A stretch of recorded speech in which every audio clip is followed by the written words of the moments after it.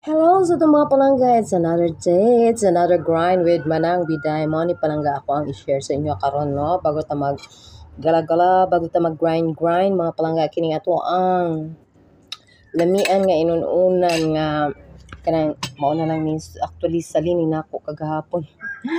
Karang init no. Ikog ni siya sa barilis nga kang dako ang mga palangga. Ug kini siya tingnan sa iyang side ug kining skinny sa isda mga palangga. Bisag unsa nga isda. Kanang skin nila pero kini mao ni ako ang gituyo kay ngano klaro jud kay iyang collagen na source ni siya sa collagen ning ato ang isda diri mo na nga naning kaon ko ani so mangita ka og natural nga source of collagen kaon og isda labi na nang kanang iyang naa sa ikog niya no tambok jud kay dako jud kaayo. Ako siyang gisawsaw sa suka nga na sili ba.